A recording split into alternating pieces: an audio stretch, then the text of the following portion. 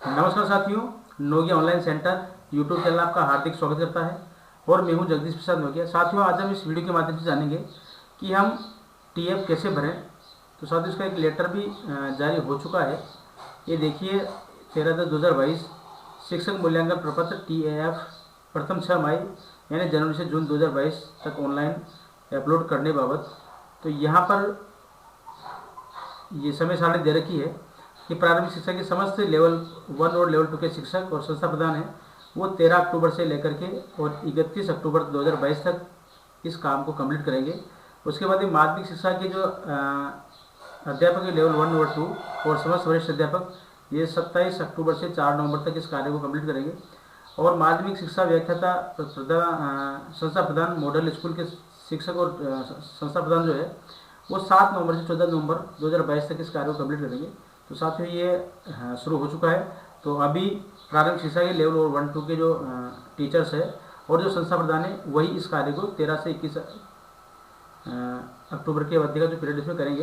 तो साथियों, आइए मैं आपको एक फॉर्म फिल करके दिखा देता हूँ। तो इसके लिए हम स्टाफ लॉगिन से लॉगिन हो जाएंगे। ये देखिए, मैं लॉगिन हो चुका हूँ। यहाँ पर अब हमें ये जो अप्लाई है, हमें इसे अप्लाई पे आना है। क्योंकि सर पहले जो हम काम कर रहे थे फॉर्म पे जाकर कर रहे थे, फॉर्म पे हम क्लिक करके टीएफ पे आते थे। टीएफ पे आने के बाद में अब यहाँ देखिए टीएफ टीचर फॉर्मेट सेशन 2021 यहाँ पर आ रहा है। तो अब हमें यहाँ पर नहीं करना है, यहाँ हमें अप्लाई पे आना है। अप्लाई पे आने के बाद में ये देखिए टीएफ 2022 पार्ट फर्स्ट, हमें इसी पे क्लिक कर देना है। यहाँ क्लिक करने के बाद में ये देखिए यहाँ पर शिक्षक मूल्यांकन प्रपत्र 2017-2022-23 यहाँ पर नाम कंप्लीट आ रहा है कार्मिक का। अब यहाँ पर दो ऑप्शन दिखाई देंगे आपको, एक तो जनवरी 2022 से जून 2022, एक जुलाई 22 से दिसंबर 22। तो हमें ये जो प्रथम 6 मई है यानी जनवरी 2022 से जून 2022 हमें इसी पीरियड का टीएफ ऑनलाइन करना है। अब यहाँ पर देखिए वर्तमान में पढ़ाई जाने वाली विषय और कक्षा में यहाँ पर दी गई है, जो 2021 में आपने मैपिंग की थी वो यहाँ पर कंप्लीट शो हो रही है। अगर आपकी ये विषय कंप्लीट नहीं हो आ रहे हो तो आप शाला दर्पण पे जाकर के वहाँ सब्जेक्ट टीचर में जाकर के वहाँ पर सब्जेक्ट मैपिंग करें, उसके बाद में ऑटोमेटिक शो हो जाएंगे। उसके बाद में यहाँ पर विगत 6 माह में शिक्षक की भौतिक उपस्थिति के बारे में बताना है। तो विगत 6 माह में शिक्षक की औसत उपस्थिति तो यहाँ 81% से अधिक ही आप रखें। उसके बाद में अगर आपकी किसी अन्य विभाग में प्रतिनियुक्ति हुई हो तो आप उसको यस करें, उसको नो रखें।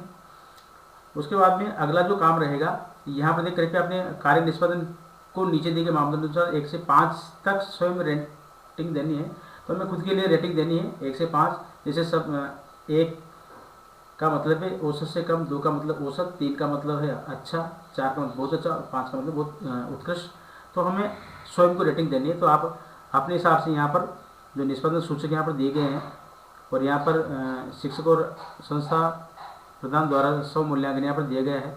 तो यहाँ पर जैसे छात्र और सहयोगियों को प्रोत्साहित करने कर संवैधानिक मूल्यों का सम्मान करते हैं, तो आप इसमें अपना रेटिंग दे दें। तो आप अपने हिसाब से इनको पढ़ें और अपने खुद के लिए रेटिंग खुद दें।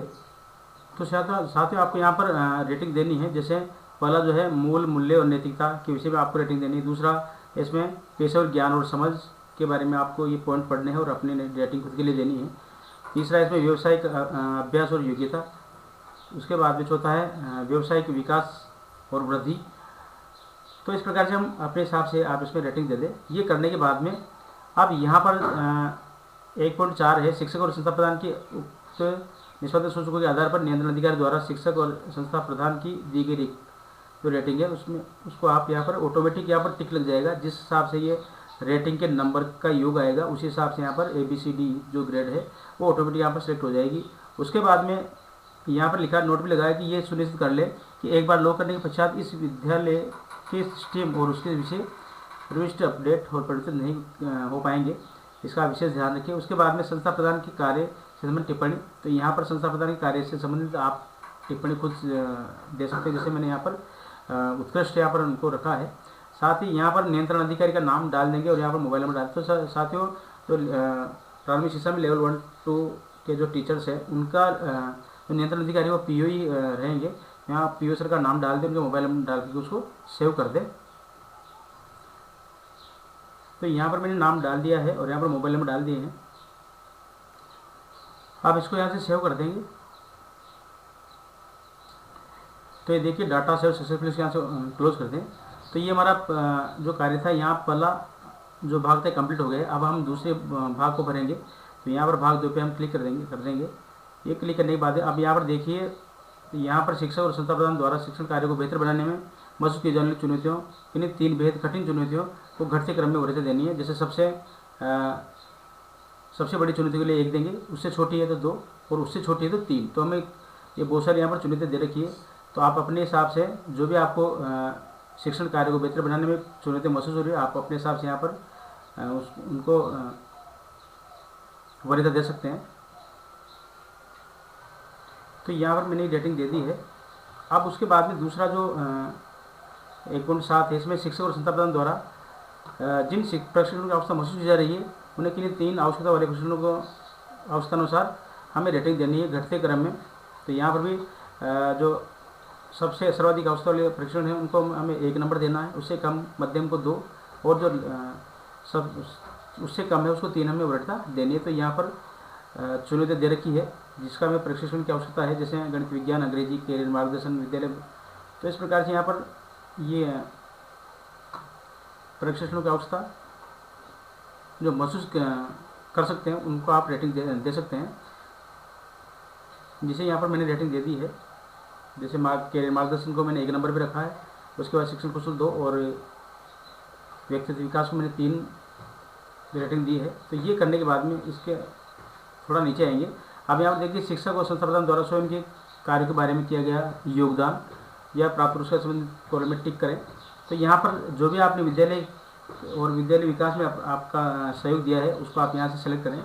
जैसे मैंने ये यहाँ पर मैं सिलेक्ट कर रहा हूँ।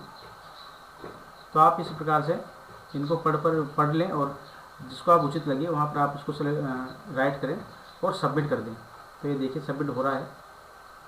तो ये देखिए डाटा अपडेट सक्सेसफुली, इसको यहाँ से क्लोज कर दें। तो हमारा दूसरा भाग कंप्लीट हो गया है। अब हमें तीसरा भाग कंप्लीट करना है। तो यहाँ तीसरे भाग पे हम आ जाएंगे, इस पर क्लिक करते हैं। ये देखिए तीसरा भाग खुल गया है। अब यहाँ पर देखिए भाग 2 शिक्षक संस्था प्रदान की प्रशिक्षण संबंधी सूचना। जो भी आपने प्रशिक्षण लिया है वो यहाँ पर डाल दें। जैसे आप यहाँ पर दिखाया गया है कि जनवरी 2022 से जून 2022 तक जिन प्रशिक्षण कार्यालयों में जिस भूमिका में भाग लिया है उसका विवरण। तो आपने ये जो 6 मई है, जनवरी से लेकर जून तक 2022, इसमें जो अभी प्रश्न आपने लिया है उसको आप यहाँ पे एंटर कर देना है।